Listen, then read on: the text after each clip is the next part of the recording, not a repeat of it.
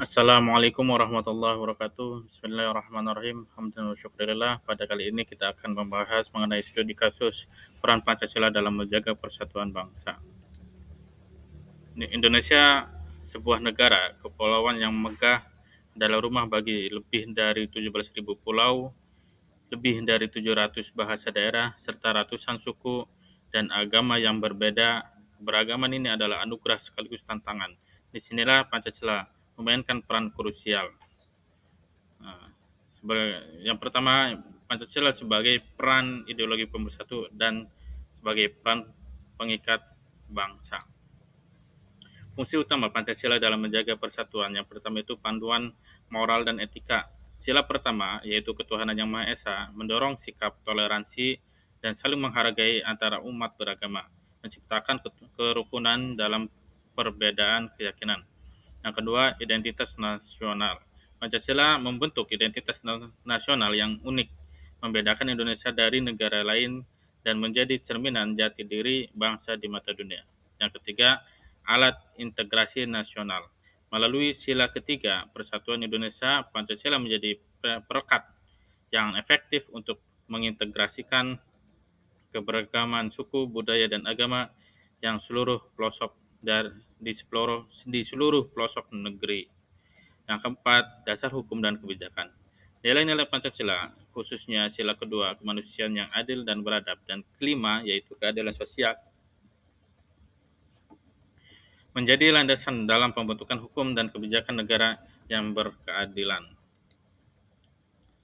Studi kasus Pancasila dalam mengatasi konflik dan memelihara harmoni. Pancasila telah membuktikan perannya dalam menghadapi berbagai tantangan, mulai dari konflik sosial hingga upaya penguatan karakter bangsa. Yang pertama, resolusi konflik. Berbagai daerah di Indonesia pernah mengalami konflik sosial dan perbedaan agama. Dalam banyak kasus, Pancasila menjadi dasar mediasi dan rekonsiliasi, mendorong masyarakat untuk kembali pada nilai-nilai gotong royong dan toleransi demi terciptanya kedamaian. Yang kedua, sebagai pendidikan karakter. Pancasila secara aktif diintegrasikan dalam kurikulum pendidikan dari tingkat dasar hingga perguruan tinggi. Ini bertujuan untuk menanamkan nilai-nilai kebangsaan, persatuan, dan kebinekaan pada generasi muda, membentuk karakter yang berlandaskan Pancasila. Yang ketiga, kebijakan pemerintah. Pemerintah menggunakan Pancasila sebagai pedoman utama dalam merumuskan kebijakan yang bertujuan menjaga kerukunan antara umat beragama, stabilitas sosial, dan keadilan ekonomi. Contohnya adalah program-program pemerataan pembangunan dan dialog antara agama.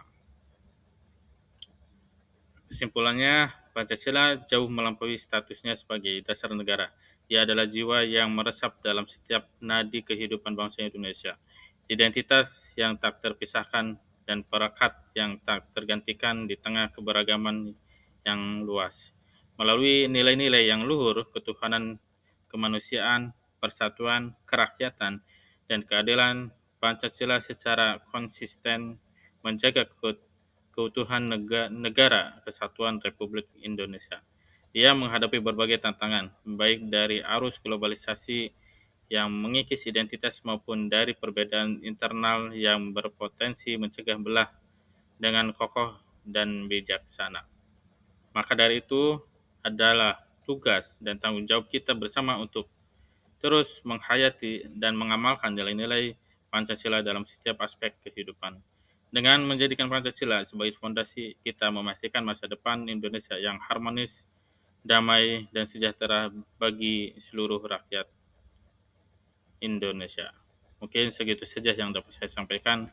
Kurang lebihnya mohon maaf. Assalamualaikum warahmatullahi wabarakatuh.